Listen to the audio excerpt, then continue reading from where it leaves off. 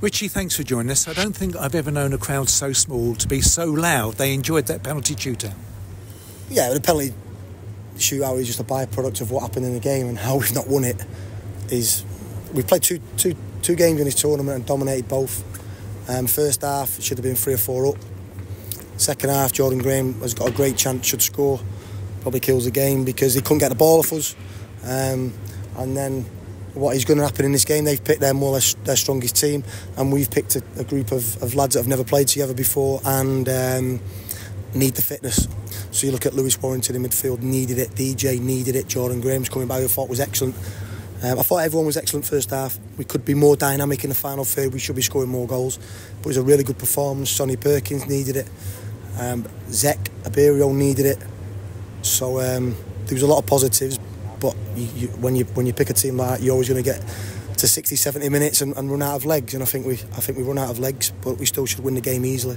Zek took his goal well, and it was a good assist from Jayden Sweeney. We've got in that position a couple of times in the first half. I think Sonny should score. I thought their keeper pulled off a few really good saves. So a lot of our chances were through combination play, little slide passes. The one in the second half where Jordan Graham just he opened his ankle too much. All through really, really good combination. But then we get to the last 10 minutes and it's a race to get to the goal. And that's not the way that you score goals. We got a little bit impatient. But I say for 70 minutes, our rotations, our passages of play were really, really good. The equaliser came after an excellent free kick. Yeah, it was a good free kick and it's a great save, but then we have to be following it. And it's just true to the record that we have at the moment, where the opposition have had 1 shot on target. So in this tournament, we've conceded 3 shots on target and we've conceded 3 goals. Is it luck? Maybe. But we still need to be following in to make sure that the centre-back doesn't get an easy tapping. But I say our ratio from shots on target to conceding is far too much, because at the moment, all the cup games when we've rotated the team, a really fluent performance. Someone coming here who'd never seen that group of players play, you wouldn't say that that's the first time that they've played together, and they've not really worked on anything because of the Saturday-Tuesday schedule that we've had. We chucked a little way of playing at them before the game, and I thought the players handled it really well. So, we should be sat here on 6 points in this tournament, but we're not. We're not. Jordan Graham, though, he didn't play the 90 minutes. How is his fitness at the moment? So what we wanted to do is, everybody thinks that Jordan Graham is just a winger that he gets it, step over or shuffle to the right and cross it. He's much more than that. When you watch him in train, his ball manipulation is of the highest level. So we're trying to get him in more central areas where he can contribute goals, contribute assists. You see his volley that hit the post, and then maybe vary and drift out wide sometimes with the 4 going higher or the full back coming in. But I thought he was outstanding. And Don Ball at right back? But he's played for Ipswich a lot there. To be honest, we probably would have played Mackay, but he's injured, so we would have played Mackay right back, because Tom James isn't fit, Sean Cloy isn't fit. So then we had a dilemma that, was it Brownie or Don Ball, both can play right back. And we just don't think that we would never pick now, going forward in League One, we would never play Brownie at right back. We think it's a midfield player. And I thought Don Ball was excellent at right back. He gives us an option going forward because he's played in the Championship in that position. With the international break, what is the sort of situation with the injuries? Let's start with Ethan Galbraith. Has he gone on? Galbraith, he's going away with Ireland. They'll assess him. I'm not sure if he'd be fit enough to play. I hope he doesn't, because he's played every minute of every game for us when he's been fit. The same with Jack Curry. That's why we left him out today. And listen, there's a massive frustration for me with the amount of points we've got, because we've been really, really good, but we've also had to put the likes of Jack Curry on a Saturday, on a Tuesday, fighting for 3 points while he's still trying to get his fitness. So I think this 2-week break will do Jack the world of good. We'll still work hard in training, but the difference between working hard in training and managing them than they're going full pelt in a proper game. So I'm hoping that this 2-week break we'll have a down day tomorrow. We'll give him a day off on Thursday, and Friday will be a really, really hard day for him. But then when we arrive for the Northampton game, everyone then should be more or less up to speed. And yeah, it's been a struggle to get the squad fully fit. I've spoken it numerous times when our substitutions have not really had the impact that I wanted.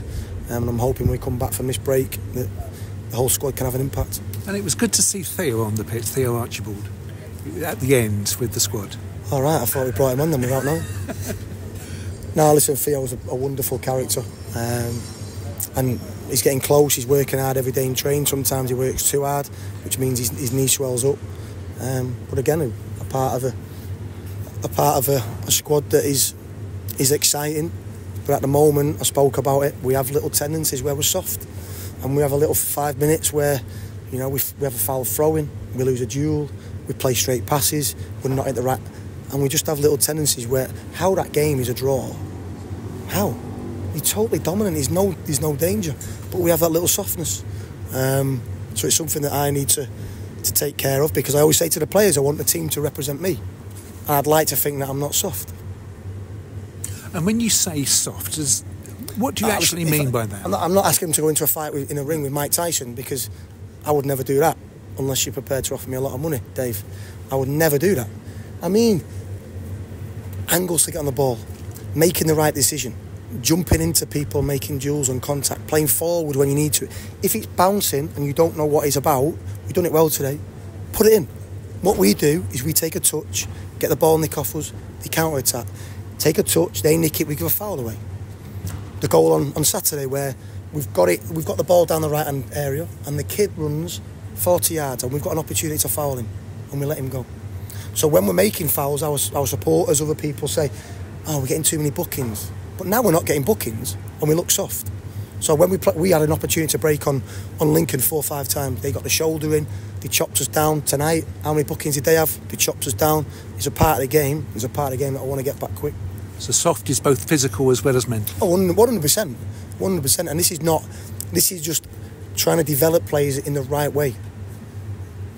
Again, a part of it is demanding from your teammate. If I'm a midfield player next to Brownie at the weekend, I'm saying, take him down, foul him. But we don't. So we need to demand more of it. And part of development from young players is not just technical and tactical, but it's also about your mentality and your desire to win a game of football. I look at the top of the league, well, listen, Birmingham are a different level, but I look at Wrexham, and we battered Wrexham here. And Phil Parkinson was really, really complimentary. They're going to win games week in, week out, because they do the ugly side of it. They're full of people that know how to win a football match. We can't be allowed, or we can't be expecting just to every single time win a football match by looking perfect. And we've been there before. Our League 2 season, we've done a lot of 1-0s, a lot of clean sheets, and this group can get there, but we need to practice, we need to work out, and we need to communicate better. Do you have the leadership in the side that you need? How important is the like of sort of Don Ball and Omar Beckles? No, we have the leadership, but it's about not freezing on the match day. So we can all do it in training, we can all say it when it's not important, but it matters on a Saturday and Tuesday. And in the heat of the battle, when you need to make decisions and when you need to demand off your teammates or instruct them or to help them or to put an arm, whatever it may be, that's when it matters most. We're doing it in training. We've got a real good group of players. But yeah, and for me, the biggest sign is we've now conceded roughly about 75% of our shots on target have gone in. Now that's not the goalkeeper's fault, the back four's fault. For example, they break on Lincoln. I think Lincoln had 3 shots on target, so they scored with 66% of their shots. It's a softness that's happening to allow people to score, and I said it's something that we need to look at. And I'm sure we will eradicate it, because, like I say, I think if you looked at all the scouts, if you looked on StatsBomb, on Y-Scout, whatever it may be, our shots against are right up there. But we're conceding too many goals for the shots that we do concede. Thanks, Richie. No problem. Thank you. Thank you.